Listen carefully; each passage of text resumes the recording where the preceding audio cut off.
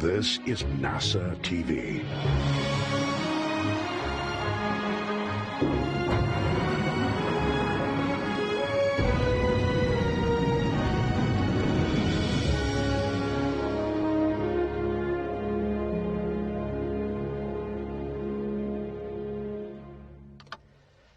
Good morning, good afternoon, and good evening. I'm NASA's Gary Jordan. Thank you for joining us remotely for the next briefing in our series to preview the upcoming Crew 1 mission, the first crew rotation mission on a U.S. commercial spacecraft to the International Space Station for NASA and for SpaceX. This briefing will address the details of the Crew 1 mission and programmatic updates from NASA, SpaceX, and the Japan Aerospace Exploration Agency, JAXA. Joining our esteemed panel, based at NASA's Johnson Space Center in Houston, Texas, we have Steve Stitch, manager of NASA's Commercial Crew Program, Kenny Todd, deputy manager of the International Space Station Program, and Anthony Varya, lead flight director here in Houston for the Crew 1 mission. Representing SpaceX from Hawthorne, California, we welcome Benji Reed, Senior Director of Human Spaceflight Programs. And finally, we welcome Sakai Junichi, Manager of JAXA's International Space Station Program. We'll first start with some initial remarks from each of our briefers before opening it up for questions. We'll be taking questions on our phone bridge as well as on our social media platforms. If you're on the phone, please press *1 to add your name to our queue and to ask a question. If you're on social media, use the hashtag AskNASA. We'll now begin with initial remarks from Steve Stitch. Well, good morning. It's exciting to be here today representing the NASA team who has worked so hard to make this crewed rotation capability possible over the last 10 years or so. I started working commercial crew 10 years ago, and it's very exciting today to be here talking about our first crewed rotation mission, our first increment mission. It's been a busy time frame for us in commercial crew working with our SpaceX colleagues. We just landed the Demo 2 mission on August the 2nd, and so we've been looking through that data and reviewing that data in preparation to certify the vehicle for these increment missions and then also to get into Crew 1. We have baselined a new launch date recently. The new launch date will be October 31st at 2:40 a.m. Eastern, early in the morning on Halloween Day. We did that to give us a little bit more time to kind of work through a few things with the ISS program and also get ready for the flight. We'll dock about 25 hours later the next day, just like we did on the Demo 2 mission, and then we'll start this mission. The difference between this mission and Demo 2 is this is our first increment mission, so we plan to be docked for 6 months, and we have not taken that lightly. This is the first U.S. spacecraft to be docked that long. The previous record was back in Skylab, which was about 84 days. We've improved the spacecraft from Demo 2. We have a better capability to land with some improved structural capability. We've improved the solar arrays to give us that full 210-day dock duration that we need for this mission.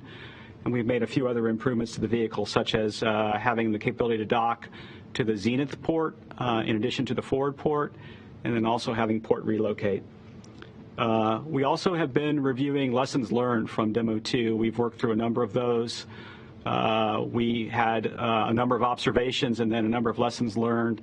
And then a couple of the big ones was talked about in the previous press conference. We had a little bit of erosion around an area called the compression pad or tension tie on the TPS. We've worked through that and installed some changes to the vehicle. Those are actually being installed over the last few days.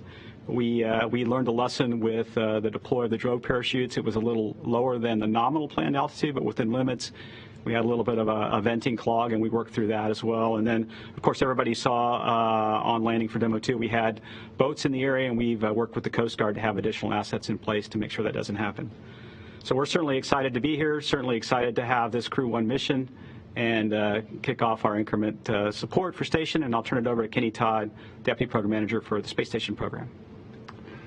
Well, thank you, Steve. And as one of the primary benefactors of this service, you can certainly add us to the long list of people who are very excited about this upcoming mission for the Crew 1 crew. It's going to be an exciting time on board the space station. Again, we're looking forward to getting up to 7 crew. We haven't been there in a while, so we're awfully excited about being able to get the crew size back up again. This particular briefing comes on the heels of our completion of our stage ops readiness review yesterday, which is a review that we hold within the station program before every crew flight and also before every cargo flight, just to make sure that we've got all our issues pounded flat and that we're ready to go and we understand what we're going to do with the mission and that the space station is ready to go and to receive that particular vehicle. We had a very good review yesterday. We had some forward work coming out of that, as Steve mentioned earlier. We made the decision, along with the commercial crew program, to move the flight a few days, allow us to continue to work through some issues on orbit with our crew time and trying to make sure that we get all the right boxes checked on board, as well as here on the ground before we get ready to welcome them on board. With regard to the current state of station, the increment crew on board, increment 63, with Anatoly, Ivan, and Chris Cassidy, they're doing fantastic. They're doing a great job taking care of station and continuing our science mission on board. As far as station goes, in very good shape. The only issue that I would bring up at this point is this little atmosphere leak that's proven to be a bit challenging over the last couple of months. But for those of you that follow station on orbit operations regularly, you'll know that we've been dealing with a small atmosphere leak over the last, well, really over a year. But we saw a little bump up in it here a couple of months ago. We did some isolation testing on orbit to try to find the source of the leak. We got a lot of good data out of that, and we were still parsing through that and trying to figure out what our next steps were when we saw yet another little tick up prior to last weekend, and so we decided to repeat that isolation test again.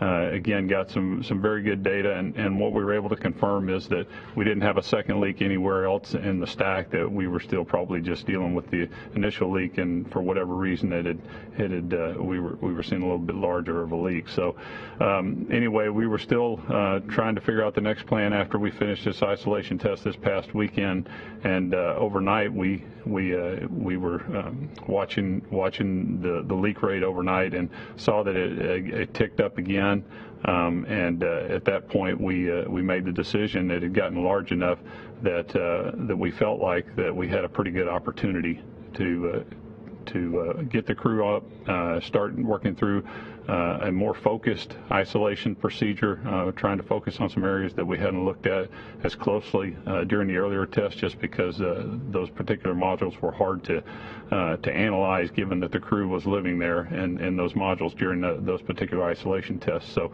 we decided to go ahead and do wake the crew up.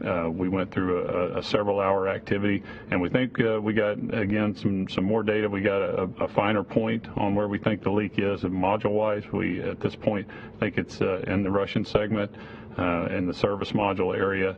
Again, we're continuing to look at all the data from the test, but we do know and have confirmed with our Russian colleagues that we think there's something going on there, and so we're going to try to put a finer point on our troubleshooting plan. We have a leak detector on board, and now we'll start to really put some focus in the service module and try to work with our Russian colleagues to get that taken care of.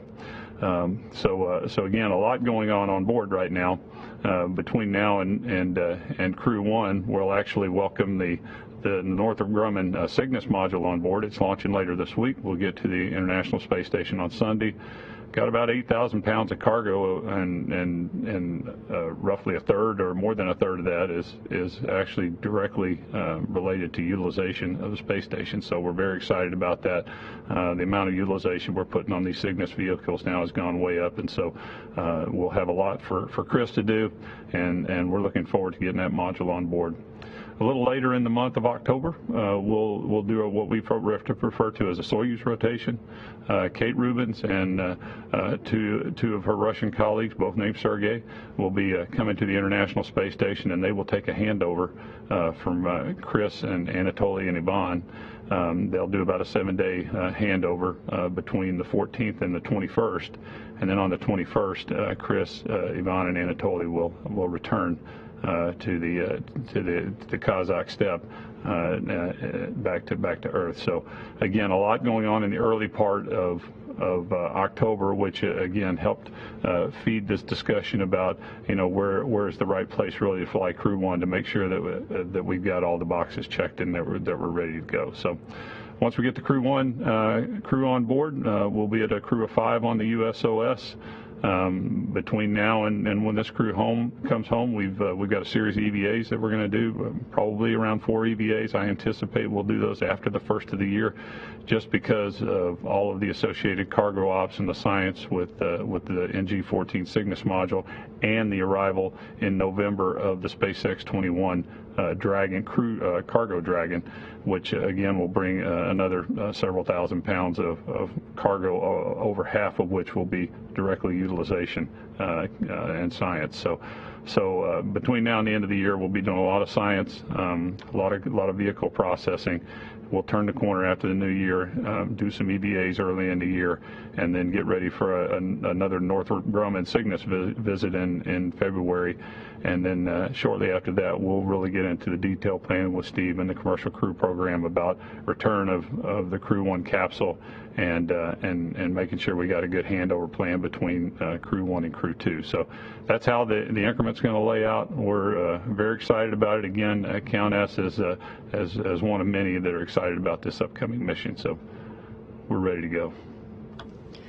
Thank you, Kenny. We'll now hand it over to Anthony Varya. All right. Yeah, thank you, Kenny, and thank you, Steve. All of that excitement turns into exciting operations. And so as lead flight director for Crew 1 and one of the leads of the operations teams that keeps Space Station running and keeps getting ready for this Crew 1 mission and all these other missions, Northrop Grumman, et cetera, it is an extremely exciting time to be working in human spaceflight. And so the NASA and SpaceX operations teams are jointly getting ready for this launch that's coming up just outside of a month.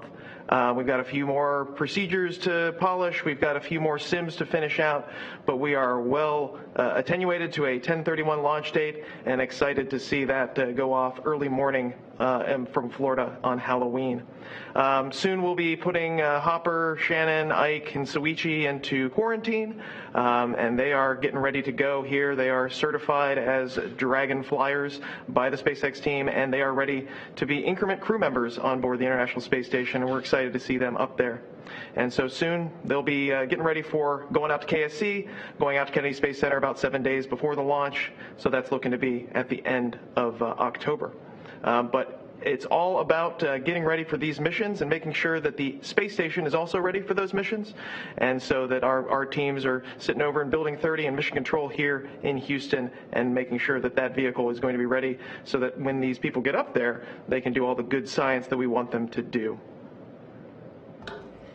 Thank you, Anthony. We'll now hand it over to Benji Reed from SpaceX.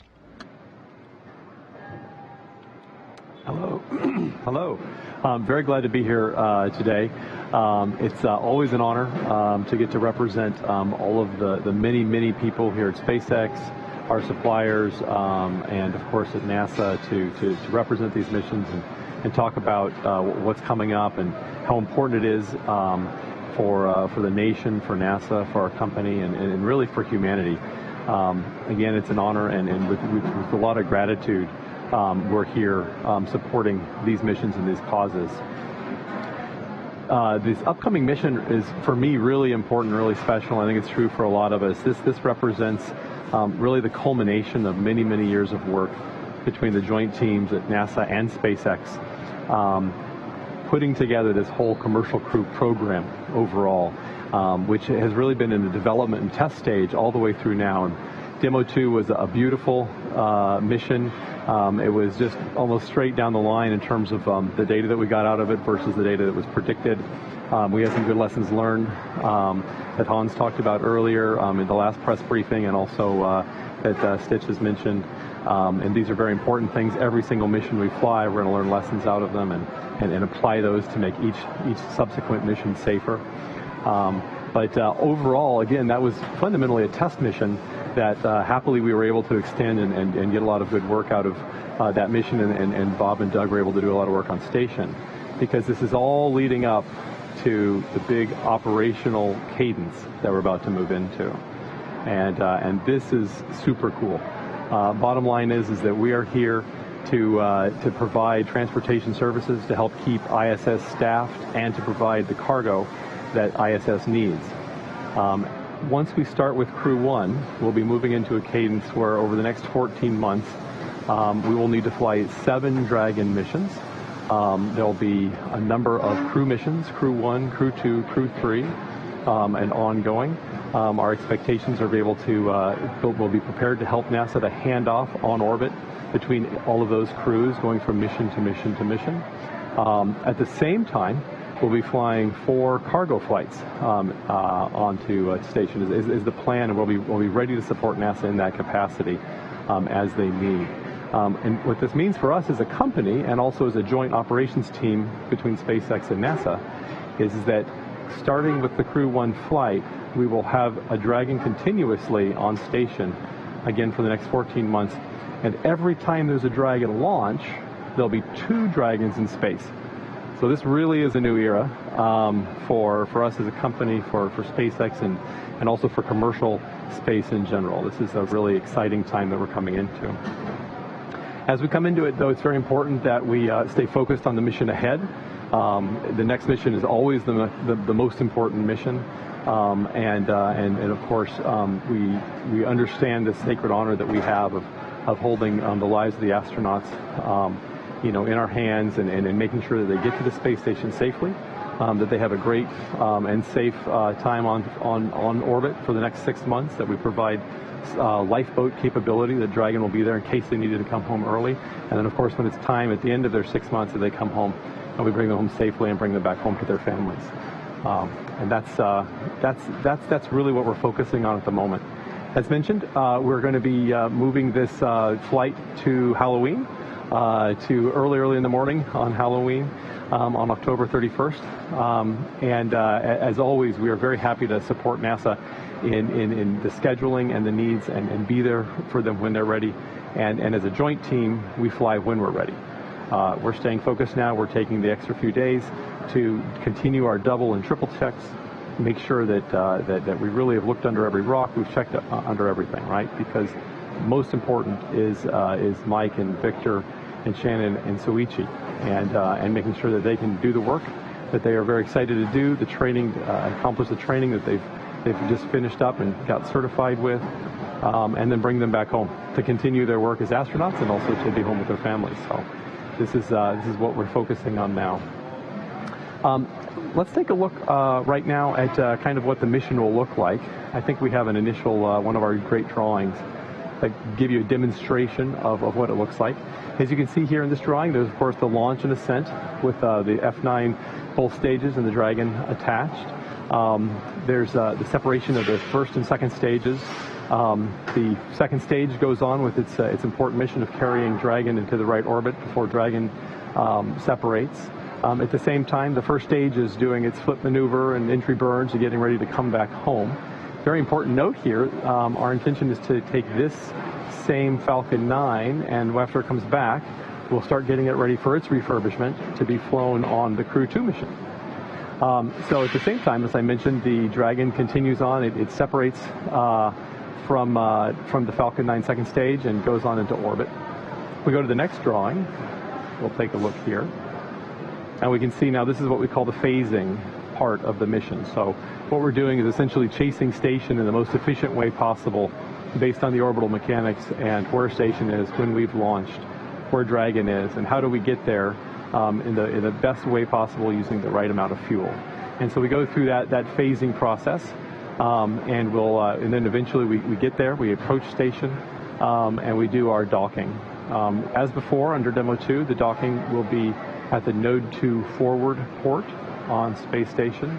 It will be an automated docking, and and of course, though, the crew does have the ability to go into a manual mode if they need to. And then if we go to the next line drawing, we can see what happens when it's time to come home. So we'll assume the crew's been up there for 6 months. They've done a lot of great work, a lot of great science and maintaining of the station. And then we'll do an undocking, again, automated, with the ability for the crew to do various things at different times in the mission if needed. Undocking, and then a phasing to come home, and then we come home. We basically do a reentry burn and reenter. And just like on Demo 2, we'll be recovering the crew. We have a number of sites near Florida, both on the Atlantic side and the Gulf, and ready to recover the crew with our what we call our SpaceX Navy, with our recovery team and their vessels, and look forward to that happening. And that'll happen, like I said, about 6 months later, kind of in that March-April timeframe next year. So, you know, I mentioned a lot of the work that we do as a joint team to get us here. A lot of the effort between, you know, the beginning of this program and now was in the development, the partnership, and the certification, a ton of certification work that's happened to get us to be ready to go fly operationally. And this is some examples of that kind of work that we do, right? We've done, you know, 500 hours of, or 500 tests, I mean, of you know, docking simulations down at Johnson Space Center. We've done over 8 million hours of hardware in the loop testing between our hardware systems and our software systems, including tests that basically simulate Dragon and Falcon working together, our systems working with NASA systems. On top of that, we've done thousands of hours of simulations with our operations teams here at SpaceX, our joint operations teams with NASA and with the crew.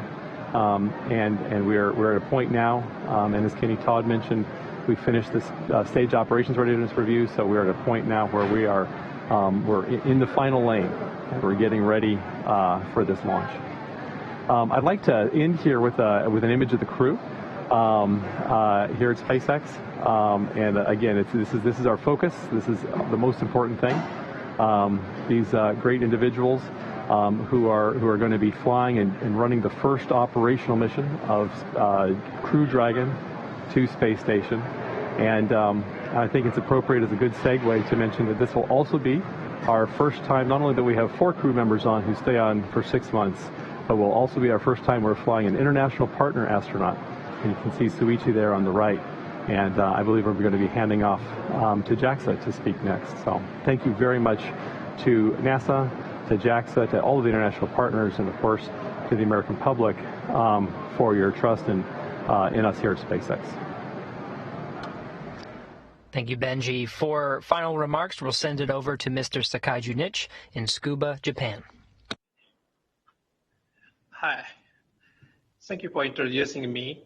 And first of all, on behalf of JAXA, I would like to express my appreciation to all engineers and ground staffs who are engaged in this project, especially Space Exploration Technology Corporation, NASA, and the other cooperative companies for the launch related operations during COVID-19 situations.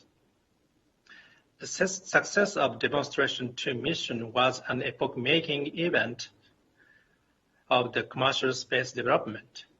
Following it, a full-scale commercial flight will begin soon. This is not only a start of alternative human transportation system to the ISS, but also a start of a new era of LEO commercializations. I'm honored to be able to witness this event, and I'm proud that Japanese astronaut Dr. Noguchi is fulfilling his responsibility as a member of this event. Astronaut Noguchi has flown in space twice before, and he has always been challenging. Once again, he is gonna take on a big challenge of boarding a new spacecraft and his second long duration staying on ISS. I hope that he and 3 of his NASA astronaut colleagues will succeed in their mission. As reported earlier at the SOR held yesterday, with a new launch date and readiness review of the story said that a human space activities will expand from ISS to LEO, the moon, and beyond in the future. We are looking forward to enjoying the beginning of our new LEO operations with ISS international partners during this period of change. Thank you. Thanks to all of our briefers for those initial remarks. We'll now open it up for questions. Again, if you're on our phone bridge, please press *1 to submit a question. Once your name is called, please state to whom you'd like to direct your question. We'll have a lot of questions, so if you find that yours has already been answered, press *2 to withdraw it. On social media, please use the hashtag #AskNASA. Let's start on our phone bridge with Ceylin Barbauer from Gannett Publications. Thank you. I believe my question is going to be addressed either to Steve or to Kenny. You so kindly alluded or said that there are planned EVAs after the first of the year. Can you share any of those details, please, of what those EVAs will entail, please, and who might be carrying those out? Sure. As far as, let me start with the last question first. As of now, I don't know the crew complement. We usually, once we get a little closer in, we see how the crew tasking goes leading up to that time frame, and then we make the decision. We have multiple EVA qualified astronauts in this group that'll be on board, so that actually works to our advantage in making sure that we can optimize on all the work that we're trying to do on station, not just the EVAs. So, but anyway, so we'll sort that out as it gets a little closer to the end of the year, and we start ramping up into that time frame when we're going to do them. As far as what we're going to do, it's actually kind of cool because, again, it's an international space station, and a lot of times you'll hear us go out and work on something that's wholly a NASA product, but we're actually going to be doing some work on the Columbus module, the European Columbus module, and helping out. They launched a new platform last year, the Bartolomeo, and we were able to get it installed, but we haven't run all the power cables to actually make it functional at this point. So we're excited about the opportunity to get that platform up and running and totally functional, so that they can get some of their users and some of their customers on board as well. In addition, there is a Ka band antenna, a communication antenna upgrade that we're going to put on the Columbus. In addition to that, for our JAXA colleagues, they have their small fine arm. We're going to go out and do some work on it for them. So in addition to that, some of our upgrades that we're doing on station over the next few months really focus on some new solar arrays. We're going to put some new solar arrays on. We're going to basically put them over the top of the ones that are there. Kind of a rollout solar array is what we call it. But we have to put some structures in place to be able to house those solar arrays when they come up about the middle of next year. And so we'll do those EVAs to install those structures to put us in a good position. So at a kind of a 5,000-foot level, those are the kinds of things we're going to be looking at. But again, the thing that when I look at that group of EVAs, just the fact that we're doing things across the partnership to try to enhance everybody's position and things going on their particular part of station is pretty cool. Next, we have Bill Harwood from CBS News. Yeah, hey, I think this is a question for Benji. I know the Demo 2 vehicle, obviously the lessons learned, we've heard about that, but can you talk a little bit about what's required to refurb that vehicle to get it ready for flight? What has to be done to get everybody happy that it's good to go again? And just given the environments the vehicle flew through, I mean, it seems like that'd be a pretty good challenge. I mean, you got heating, you got water and all that. Could you just talk about how that will play out? Thanks. Absolutely. That's a great question. We've designed Dragon from the get-go, even Dragon 1, to be able to re-enter, right, and to come back and keep everything inside safe. On the Dragon 1s, it was cargo. On Dragon 2s, it's crew and cargo. And so in terms of the re-entry heating that you mentioned, you have to be not only keeping it safe, but plenty of margin against that. Very important. And so the good news is that there's not a lot that you have to do to go and say refurb a lot of thermal protection system, the GPS, and that sort of thing. There is work that we do. We do inspect it very closely. We check it out very closely. We do various touch-ups, and then there are aspects of things that we do replace for sure. But one of the goals, for example, of like a heat shield, is that you want to be able to reuse it. That was also part of the design from the get-go. Another question we often get, you mentioned, is we splash down into salt water. Isn't that really hard on things? And it is. Salt water can be a very difficult environment to be in. It can be very corrosive. It can cause a lot of long-term problems if you're not prepared for it, if you haven't designed for it. The great thing about having run so many missions with the Dragon 1 program with cargo, which was a fantastic program, it has allowed us to learn a lot and develop even more how to do reuse, how to be able to reuse Dragons, which we've reused many Dragons on the Cargo Crew 1, the Cargo Dragon 1 program. We've reused many Dragons, and so we've applied all of that wisdom and all of that knowledge to how we are going to maintain the Dragon 2s for crew and for cargo going forward. In terms of the actual work that we do, first and foremost, it's inspections and assessing the data, analyzing the data. So we spend immediately, even once we launch, there's some initial inspections. There's some work that's done on station. We've looked at all of the data from the launch aspects of the Dragon, anything that it might have seen or any other data that we saw. And then there's some pre-undocking imagery that we do that we work with NASA on. We review that, we inspect that closely, and then coming home we're getting lots of data, and as soon as we splash down, the teams are already analyzing all of the data that came in. That's a very, very important piece. We want to listen to the data, we want to understand what the data is telling us, and let's look for anything that looks out of the ordinary, look for anything that's trending differently, and then we can go in and start to really figure out what we might need to go fix, if anything. And then, of course, there's the inspections. Once you have the capsule on the ground, you can start to go through it, and then we start to take aspects of it apart so that you can inspect more deeply. Right? We take the panels off, we look inside, we get in there. There are items that we replace. Various components or subsystems that are appropriate to replace because they have a limited life or they've used up a certain amount of their consumable.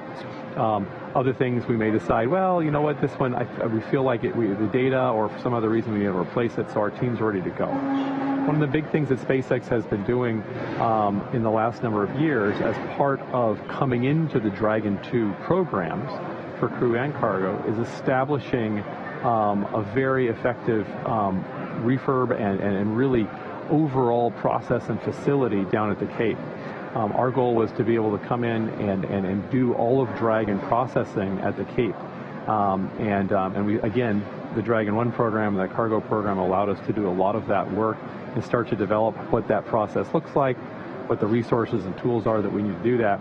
And we have since established a great facility and a great team, most importantly, with a lot of knowledge and skills that are down there that are ready to just continue to work our Dragons, right? They've already been down there. They do a lot of the closeouts and pre-flight work between the time that the Dragon ships out of Hawthorne and gets to the Cape. They do a lot of that work during that time after it's at the Cape. They've already been able to run multiple Dragons through there. At the same time, they're going to be able to do lots of refurbishment and have Dragons coming back. So they expect to be able to see, every once in a while, new Dragons show up, lots of Dragons coming in for reuse, and then going through that whole refurbishment process right down there at that whole facility, which is really exciting. So we're going to have we already have a whole Dragon production and refurbishment and test facility set up down there. When you go through all of the steps and you've applied all of these lessons after the last many years and all of these missions that we've done, it actually makes the process, I won't say easy, because spaceflight is hard and a lot of what we do takes a lot of attention and work, but it makes it smooth. We know what we need to do. We have the awesome team to go get it done, and then we go through and get the refurbishment done. Next, we have Douglas Messier from Parabolic Arc. Yes, I was hoping that one of you guys could talk a little bit more about the heat shield issue now to do the connections stick out and they burn off, or how does that work with the tile, and exactly what happened on this flight, this most recent flight? Thank you. Yeah, I guess I'll take that one. Most capsules for entry, you have to separate, in SpaceX's case, the drag and the trunk. And there are some bolts that protrude out once that trunk separates on orbit and the vehicle comes back in.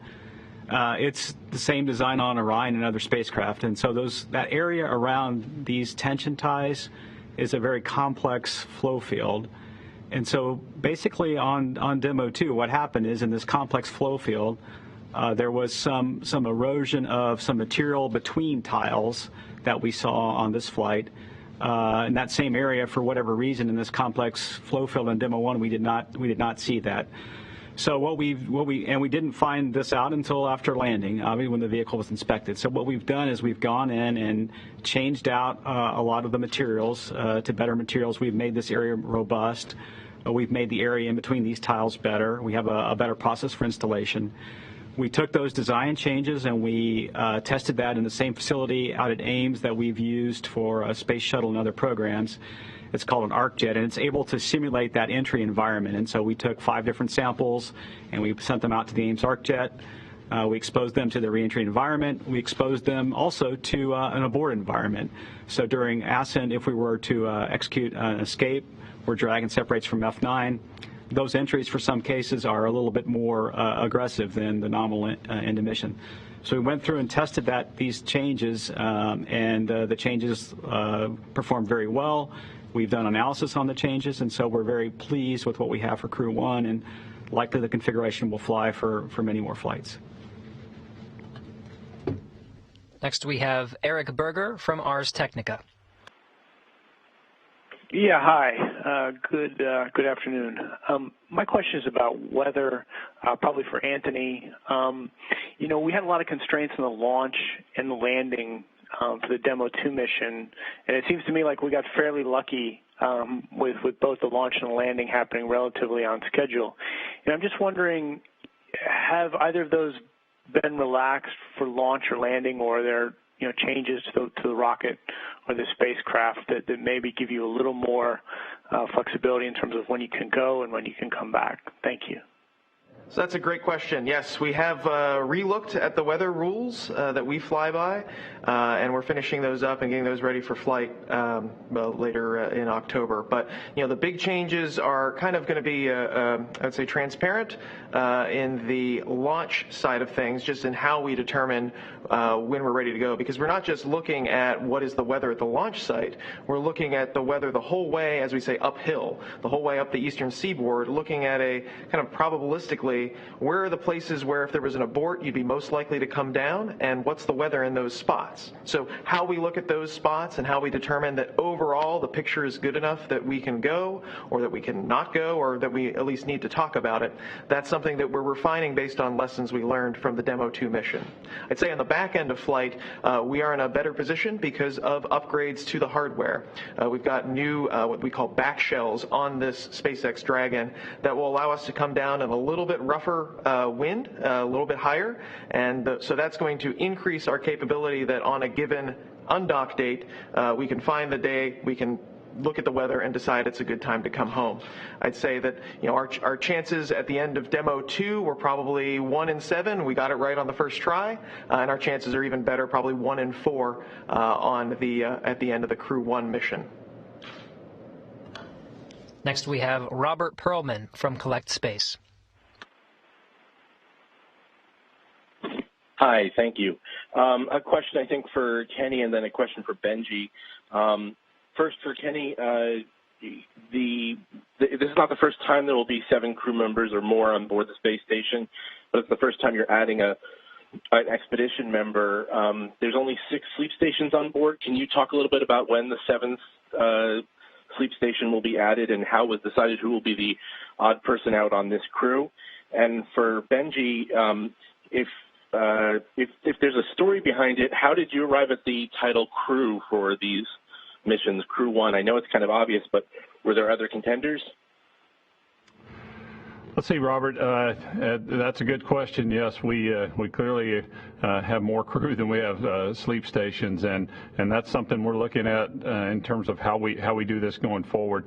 The reality is that when we have 4 USOS crew members on board, then we have an adequate number of sleep stations, which if you look at the rest of the program and how we have it laid out, once we get our agreement on how we're going to fly on each other's vehicles, how we're going to continue to make sure that we have good coverage on station. Our intent is to be at the 4 crew on the USOS. And so, again, when we think about a 5th crew member, that's probably not a steady state type of operation we'll be in. But that said, we know that there's a possibility we're going to be here going forward, at least in the near term.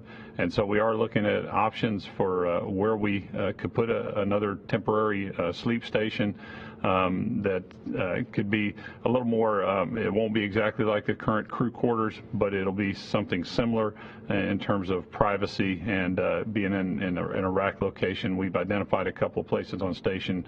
We're currently working throughout the partnership to talk about those options and to assess them, but clearly not going to be in place for this particular near-term time when we're going to have 5 USOS crew on board. But we're working to solve that problem, and this time around the crew has worked closely with us, and the crew office in general has worked with us very well to help get us in a good situation where we've got a plan for this particular 5 USOS crew period.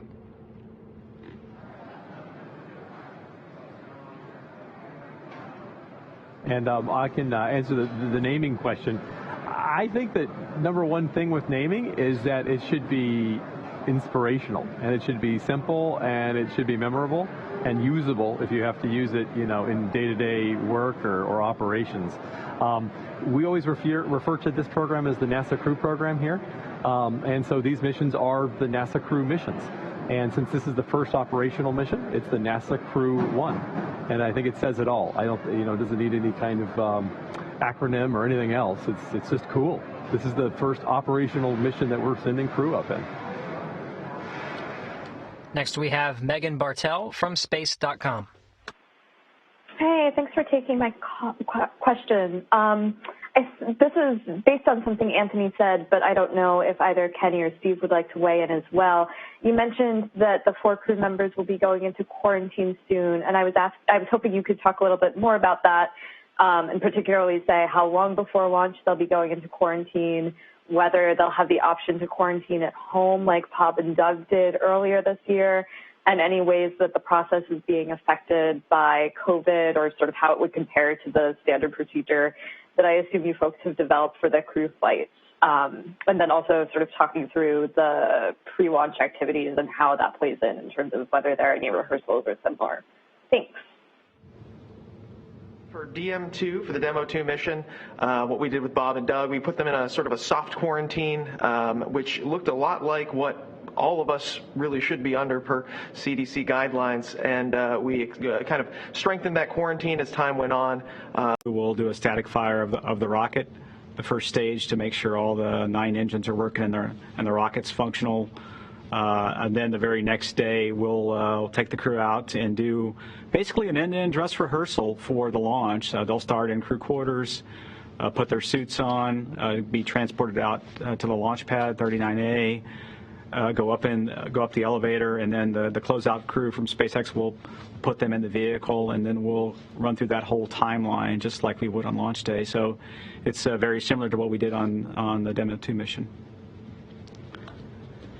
We'll now go over to some social media questions using the hashtag AskNASA. The first comes from both David and from Splat, asking about the ports on the International Space Station. So this one can go to Kenny.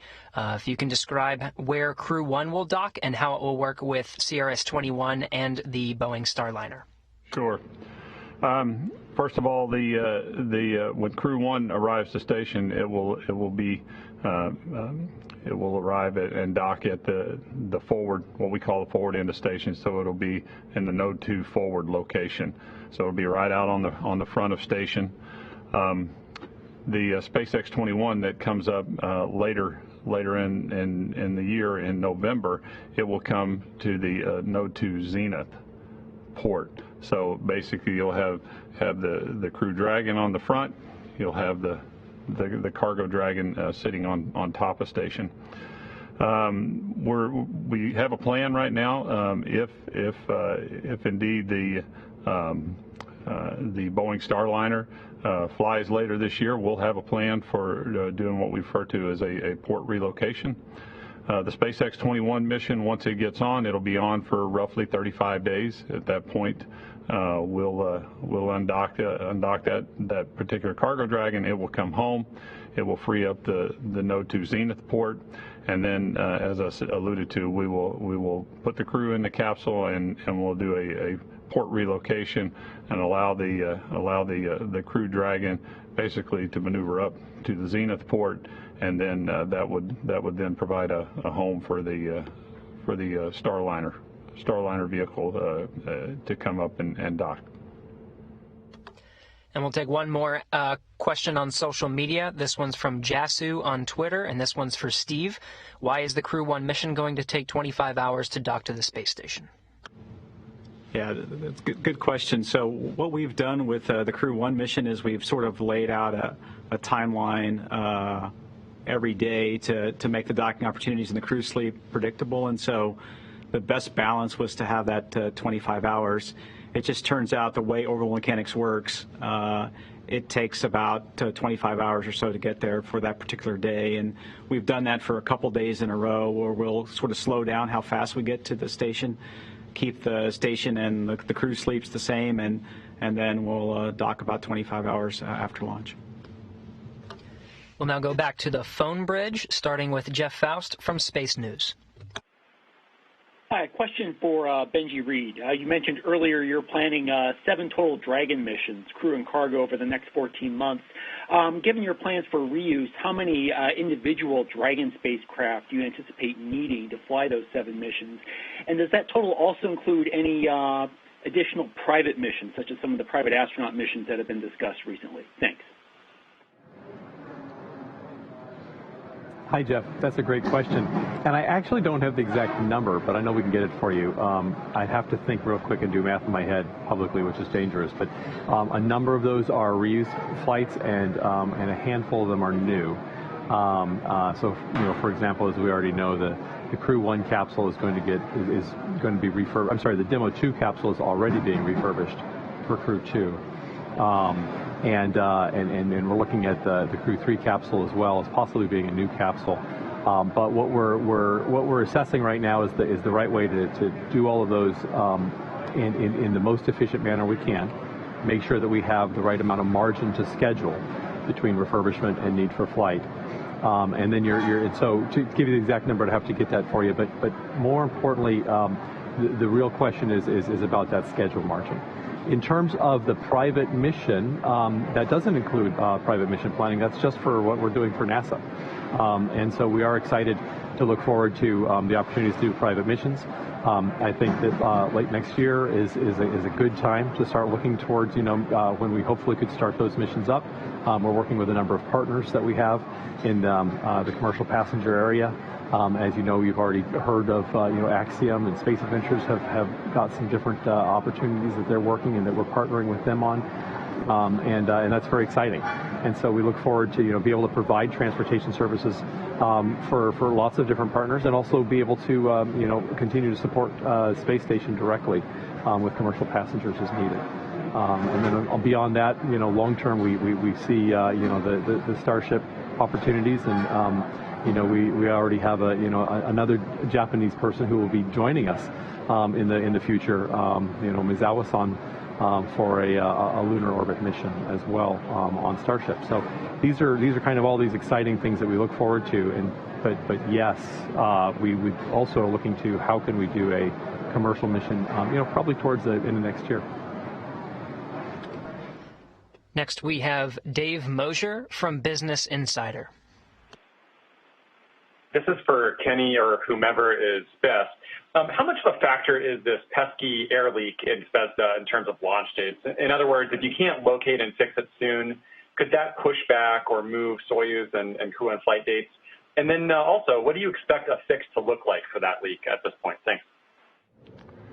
Well, in terms of how it might affect our upcoming plans for our flight program for crewed flights or even cargo flights, at this point, we're working the problem. Yesterday, we had an extensive conversation at our ops readiness review, and out of that, we basically put a plan in place that says we're going to continue to troubleshoot this problem. In parallel with that, we're also going to go look at our flight manifest, all of our cargo flights, all of our crew flights, and see if we can get to a plan that says if we continue with the leak at the same rate, how far could we continue to provide the necessary consumables through our cargo flights to continue to keep us sustained infinitely. But the bottom line is, based on where the leak rate is today, and we're going to fly a couple of resupply tanks on the upcoming flight this week on the Cygnus flight, we'll be okay out into the spring of next year. So this is not necessarily a near-term problem as long as the leak rate stays at where it's at today. But if it were to get worse, obviously we'll circle back up and revisit that. But as we get closer to every one of our flights going to the International Space Station, if this problem continues, and then we will constantly be looking at our consumables, be looking at our logistics train, and making sure that we can stay ahead of it. But first and foremost, our goal is to find the leak. And you asked about the fix. The fix is really going to be based on what we find once we get eyes on the actual leak itself. When you look at a vehicle the size of the space station, it's got valves that go to vacuum. It's got lots of different lines, plumbing. It's got windows with seals on them. So there's a lot of acreage with a lot of different I'll say leak paths that could be potential spots for us. And so the good news is that we've at least I tell people, now instead of a bunch of haystacks, we're down to maybe just one haystack, but it's still a needle we're looking for. We've got capabilities on board with our leak detector to go do some fine checks now, and that's the next steps that we're heading down. And so working very closely with our Russian colleagues, and again, our primary goal is to find this leak in the near term and get it taken care of. Next we have Mark Carreau from Aviation Week. Questions for Kenny Todd. Just checking back and clarifying, I think, on the number of crew going forward that the station can house. When was the last time you had as many as 7? And is the objective, at least from the NASA perspective, to have 7 total, but 4 to 5 on the U.S. side, if possible, depending on how many the Russians can fly at one time? Correct, Mark. Starting, and I'm thinking on your first question, by the way, but on your second one, yeah, the goal was to have 4 on the USOS, and then obviously three on the Russian segment. So yeah, steady state. We're considering a 7 crew is pretty much our steady state going forward. And again, the crew makeups we will continue to evolve as we work with our partners to kind of manage the vehicle traffic going back and forth to station. So you might have periods there where you'll have a couple of vehicles, and for a week or two you might have even a larger crew than 7 during some handover periods. But the steady state crew size will be 7. As far as the last time we had 7, I was trying to think of it here, Mark. I can't think it off the top of my head, but I will find out, and I will make sure we get that data to you. But yeah, it's been a little bit. Next we have Paul Rivera from WESH TV in Orlando. Hey, thanks for taking my question. This is a follow-up to the first question about the EVAs to whomever wants to pick up on it. But you mentioned that they're going to be, EVAs aside, conducting science once they get up there. I was wondering if you all could speak specifically to what they will be accomplishing once they arrive at the space station and start to live there. Can I ask a clarifying question? Were you asking about the EVAs in science or just science in general? Inside. And Kenny, I believe it was EVAs associated with science. Yes, from the standpoint of what we're doing with the EVAs is we're enabling science. The Bartolomeo platform that our ESA colleagues flew last year on the SpaceX Dragon, that particular platform is intended to house experiments, commercial experiments through their own customer front door that they have within ESA. And so the EVAs are really going to be helping to establish that capability for our ESA colleagues and giving them that platform to be able to basically offer that to commercial use as a science platform. And so that's going to be our probably one of our primary science objectives when it comes to EVAs this coming January. We have time for one or two more questions, so we'll hand it over to Susie Nielsen from Business Insider. Thank you. This question is for whomever is best to answer it. So after the ISS had to maneuver away from some space debris last week, NASA Administrator Jim Bridenstine said that the station has maneuvered 3 times in 2020 to avoid debris, and in the last 2 weeks there have been 3 high concern potential conjunctions. So how concerned are officials about space debris over the next few months, and have you done any preparation for a potential space debris incident? Well, I mean, space station's been flying on orbit for 20 years now. The debris is not a new thing for us. It's been around for a very long time. What we've seen over the 20 years is that we're getting more and more debris. We have some pretty good capabilities to track debris. We work closely with the team that does that. But again, debris in space is just a reality, and we live with it every day. We count on our tools and our processes and the people that help to monitor those items that we know about. But as we continue as a world population to launch more things into orbit, then you know that just creates additional debris that programs like the space station will have to not only acknowledge but have a plan for. So the way that we deal with it is, again, we try to track it. There are folks out there who catalog these things and then basically watch them 24 hours a day, 7 days a week. And when one of these items looks like it's on a trajectory to pass through the space station trajectory, then that's when we get involved.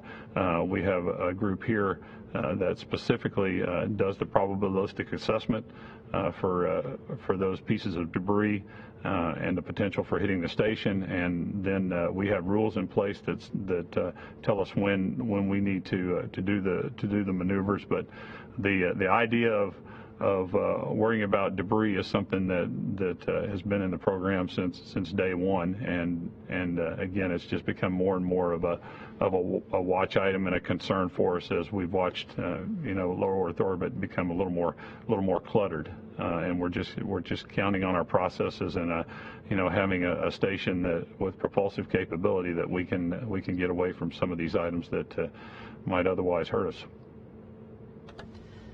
Thanks to all who submitted questions, and thanks to today's briefers for taking the time to discuss the Crew 1 mission.